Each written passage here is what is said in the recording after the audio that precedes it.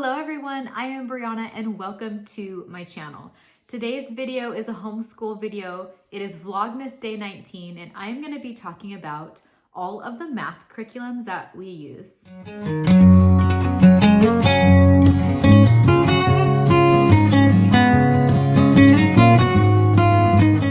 I want to start out by telling you that I have 4 children. They are in 8th grade, 6th grade, 2nd grade, and 1st grade. I have been homeschooling my children for 9 years. We started when my oldest was going into kindergarten.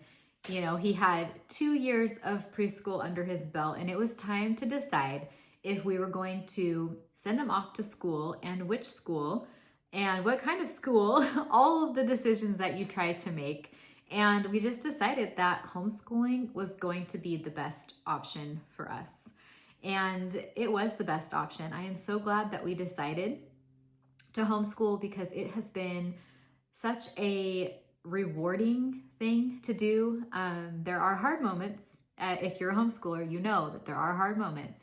And there are days when we don't want to do school, but we push through and we power through. And I feel like the relationship between my children, the relationship with me and my children, or my children and I, we're just growing so close together, and it is just so special. Our math journey has been an interesting one. So my 8th grader and my 6th grader, they haven't had quite the journey with math. My 1st grader and 2nd grader, they have been on this trying to figure out what is the right fit for them. So my older 2 have always been in Saxon Math.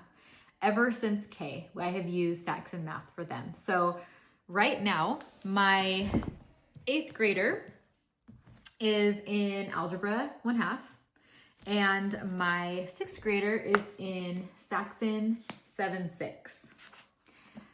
They both use Nicole, the math lady. She is so helpful to me when I have multiple kids. She teaches the lesson, the kids answer the questions on her website, and she grades them.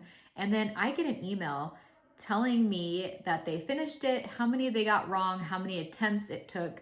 So I am gauging, okay, what's hard for them? What's going on? Are they struggling? Are they, zipping through? All of the things. So it has been really helpful to have Nicole, the math lady. I want to segue really quick into a question that I was asked the other day on a comment. And it was, I don't know the exact question, but it was asking, like, how do I handle teaching 4 or teaching multiple grade levels, multiple children? And my answer to that is, number 1, start with doing as many subjects together as you can. So we do CC, which is classical conversations together. We do Bible together. We do history and science together. And at first, so with classical conversations, when your child gets into challenge, it is harder to do everything together. But I just decided, you know what? I kind of don't care, because I want all my children to be gathered together doing work together. And I don't want my poor little challenged student to be off on his own doing work and we're separated. Like, that was not my vision for homeschooling. So we tailored the classical conversation work, and then I added in what I felt we needed to do together. And he sits in with us and participates in different things that we do. And it has been so wonderful. Last year was the first year that I had a son in challenge, and I tried to do the whole separation thing, and it felt so strange. It wasn't good. And this year I have us all together, and it's like, it feels right again. This is what we should be doing. So after our morning time, if you watched my other video, you know that I do Bible, I do CC review, history or science. We're doing that all together. And then we break apart where my older 2 boys go to their desks.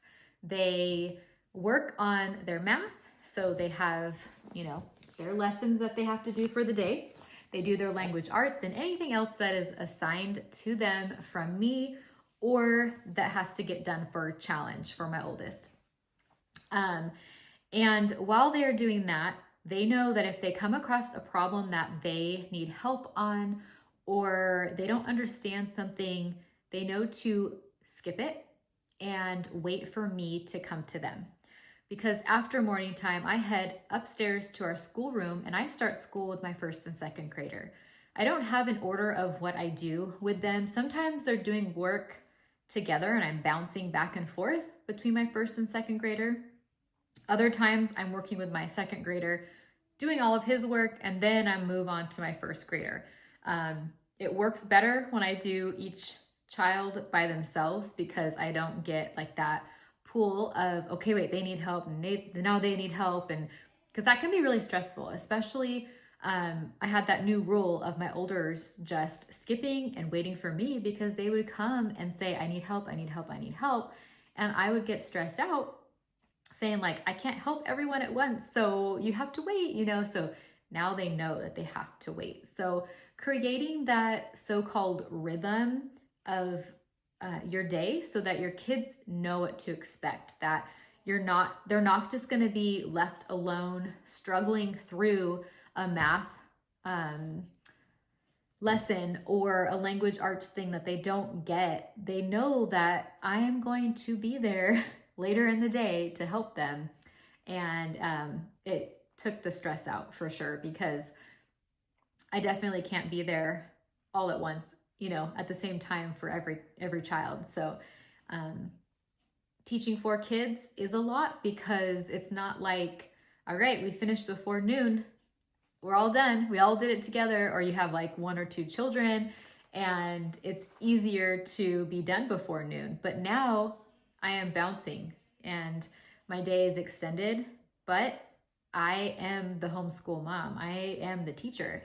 And I had to change my thinking of, okay, this could be an all day thing because I have children in multiple levels. And in order for me to do my best and to help them the best that I can, I need to be available all day long for them.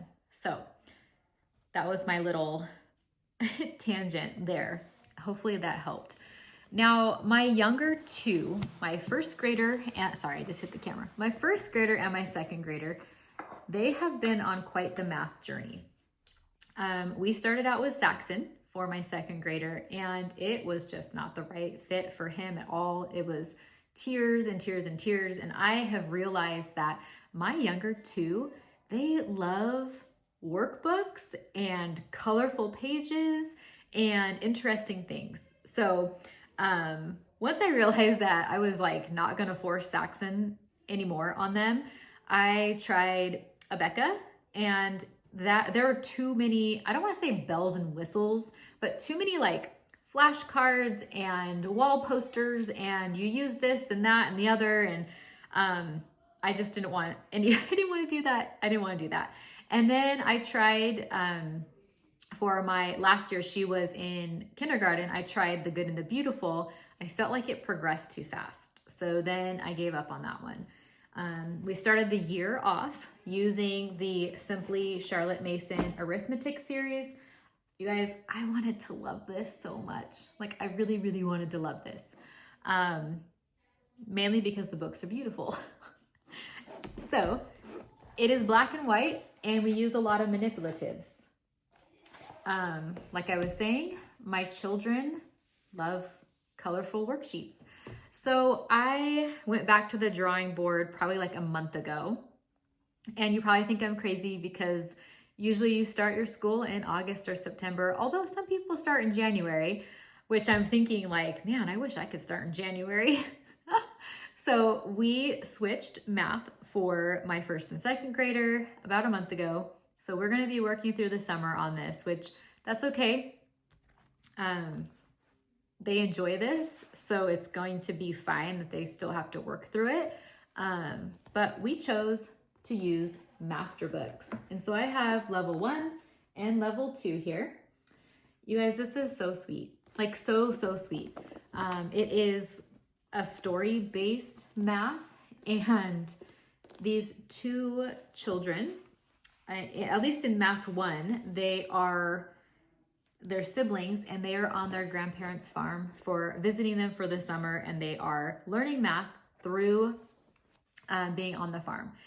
So like, look at, you tell them a big story. This is not every day. And they love the story. It keeps them occupied and they want to know more. And then you get into the exercise based on, like one story was, we collected eggs today from grandma's chicken coop, and this is how many we collected. Let's count, all the things. It was just really sweet. And then math level 2 is the same thing. You're following the life of these two children again, and you are just going through little stories, but also learning all about math.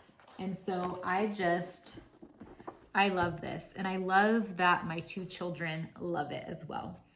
One other thing I want to share with you is modular math. Now, you guys know we are a Gather Round family. I love Gather Round, and they came out with a map. This is not available for purchase yet. We are beta testers, and so I almost missed the window to be a beta tester, but I was like, oh, that sounds like so much fun to be a part of that. Test out the curriculum, see if there are any errors, let them know how good or bad it is, just look how colorful it is and fun. And what I love is that they have Bible woven in, which is amazing. I mean, I guess Bible is in here too. But they're coming out. So I guess their whole thing is there's gonna be a different book for each level. Level's the wrong thing. For each math, like there's gonna be an addition book, a subtraction book. This one's number sense, so you're kind of learning counting by hundreds, counting by thousands. You're learning place value, tally marks, all of the kind of basics, like at counting by 25. So I believe the next one's addition. I just received an email saying that it was shipped to me, so I haven't received it yet. It's either addition or subtraction. I'm not sure. But there are different steps, and this is step 2. I also have step 1 somewhere. I don't know where it is. I should have grabbed it. But I'm not using it for my first grader. I started. I was like, no, this is too much math. This math book right here is the perfect amount for my first grader. My second grader loves it, loves math, and so he doesn't mind doing an extra page or 2 along with his master book curriculum. So before I move on to the next level, your kids take a placement test, and you also give a review on the special area for their math beta testers. And so, yeah, I just thought it'd be fun to try something out of the ordinary. It's not every day that you can be a beta tester for a math curriculum. So I thought that would be fun. All right, you guys, that is all that I have to share about math. This is everything that we use. We are happy. Math is hard for some of the kids. I just encourage them every day just to keep plugging along, and eventually it will become easy once they remember and get the concept down. But yeah, I am just excited. I don't know what I'm gonna do with my younger 2 about Saxon. So we're gonna use master books as long as it's working. Saxon though, after 3rd grade, it switches to a different style, more of this. Instead of having student pages and I am the heavy teacher and all that, it's just different. So I don't know if I will switch from master books to Saxon when they get older. I'm just going to play that by ear. I don't really have a plan.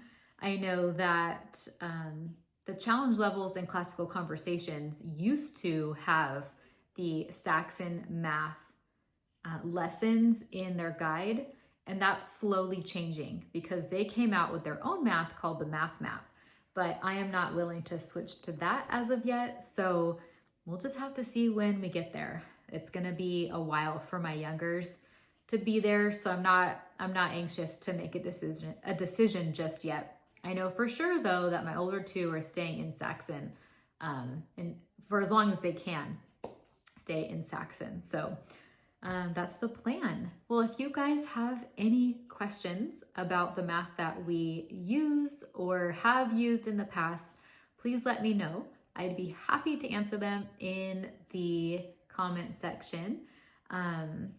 But until next time, I think tomorrow I'm gonna film my homeschool planner setup where I'm gonna transfer information over there and I'm just gonna move in a little bit. I'm just so excited to use that. And then after that, I might do the language arts video. That one might be a little bit longer because I have a lot for language arts. All right, you guys, have a wonderful day and I will chat with you tomorrow. Bye, you guys.